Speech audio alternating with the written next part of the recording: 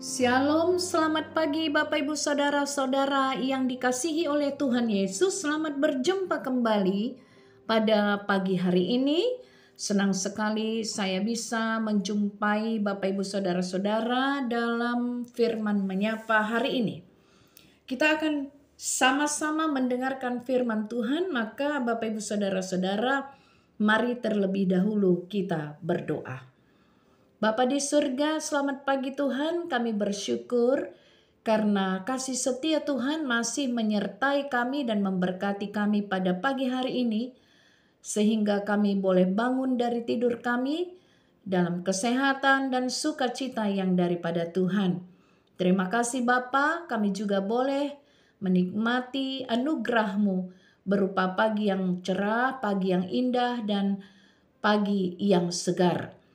Terpuji nama Tuhan. Bapa di surga, kami akan mendengarkan firman-Mu. Biarlah firman Tuhan boleh menjadi rema bagi kami. Karena itu berkatilah kami semua. Roh Kudus-Mu memberkati hati dan pikiran kami masing-masing. Sehingga firman Tuhan boleh menjadi firman yang hidup di dalam hati kami. Terima kasih Tuhan Yesus. Terpuji nama Allah Bapa di dalam Kristus Yesus Tuhan kami kekal selama-lamanya. Amin. Bapak Ibu Saudara-saudara, firman Tuhan yang menyapa kita pada pagi hari ini diambil dari kitab Markus 5 ayat 34. Demikian dikatakan oleh firman Tuhan. Maka katanya kepada perempuan itu, "Hai anakku, imanmu telah menyelamatkan engkau. Pergilah dengan selamat dan sembuhlah dari penyakitmu." Demikian dikatakan oleh firman Tuhan. Bapak Ibu Saudara-saudara, bagi orang sakit, satu hari pasti terasa lama. Karena tentunya karena dia tidak bisa melakukan apa-apa. Dia harus terbaring karena sakit atau dia tidak berdaya untuk melakukan apapun karena tidak memiliki kekuatan apa-apa. 1 tahun sakit terasa lama. Apalagi perempuan ini sakitnya telah 12 tahun, Bapak Ibu Saudara-saudara. Sulit menyelami perasaan seorang wanita yang menderita sakit pendarahan selama 12 tahun. Tentu saja wanita ini sudah berjuang keras untuk dapat memperoleh kesembuhan. Ia sudah mendatangi dokter atau tabib mungkin pada masa itu yang disebut dengan tabib. Lalu kemudian hartanya mungkin sudah habis untuk biaya pengobatan. Namun ia tak kunjung sembuh. Bahkan keadaannya semakin memburuk. Pastilah Bapak Ibu Saudara-saudara, perempuan itu sangat menderita secara fisik dan emosi. Secara sosial pun ia mengalami penolakan. Karena pada waktu itu sakit pendarahan dianggap najis. Dan dia atau orang seperti itu tidak layak untuk beribadah kepada Allah dan berkumpul bersama orang lain. Dia ditolak secara sosial. Nasibnya sama dengan penderita kusta.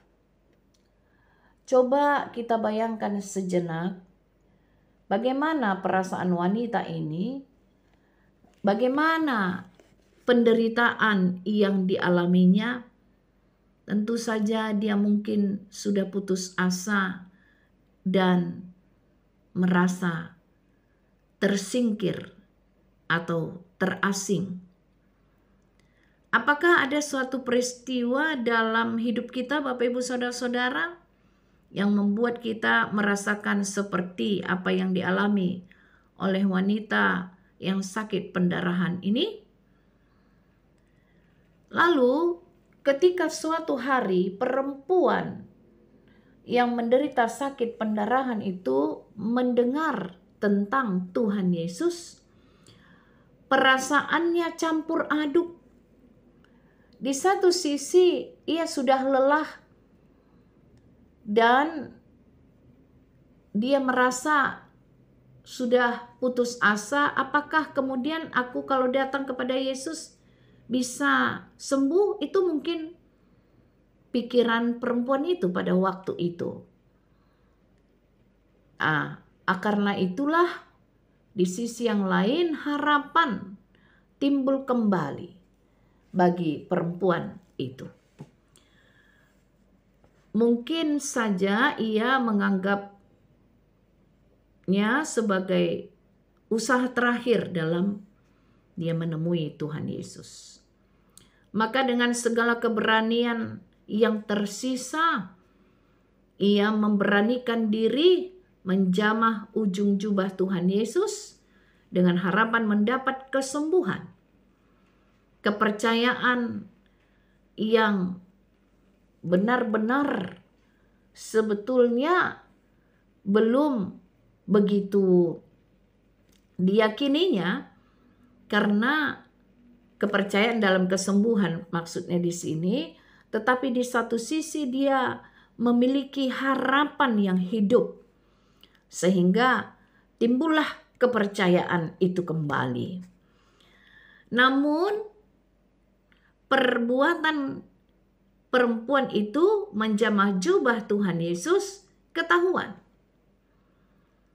Maka tambah hancurlah dirinya. Dia merasa ketakutan. Dia kemudian maju ke depan Tuhan Yesus. Di sana dia tersungkur dan gemetar di hadapan Yesus. Ia sudah siap dengan segala resikonya. Akan tetapi suara yang didengarnya adalah suara penuh pengertian, Bapak Ibu Saudara-saudara. Suara Yesus yang didengarnya adalah suara yang penuh penerimaan. Dan kemudian dia diberikan kesembuhan. Barangkali saat ini kita juga tengah menghadapi pergumulan atau penderitaan yang membuat kita merasa kecewa, merasa malu, merasa takut, dan cemas. Bahkan bagi sebagian orang mungkin merasa hampir putus asa karena tidak melihat ada jalan keluar. Karena itu kita harus mencamkan di dalam hati kita kata-kata Tuhan Yesus kepada wanita itu. Kata-kata yang penuh penerimaan dan pengertian. Dan perkataan Yesus itu pula juga yang berlaku bagi kita, Bapak Ibu Saudara-saudara. Bayangkanlah Yesus berkata kepada kita, "Hai anakku, imanmu telah menyelamatkan engkau. Pergilah dengan selamat dan sembuhlah dari penyakitmu." Karena itu Bapak, Ibu, Saudara-saudara, mari kita yakini firman Tuhan, karena Tuhan Yesus adalah Allah yang berkuasa. Apapun masalah yang kita hadapi saat ini, sudahkah kita berusaha menjamah ujung jubah Yesus melalui doa, Bapak Ibu Saudara-saudara, dan mengucapkan perkataan Yesus beberapa kali di dalam kehidupan kita, agar kita tetap memiliki pengharapan yang hidup sampai masalah kita menerima jalan keluar.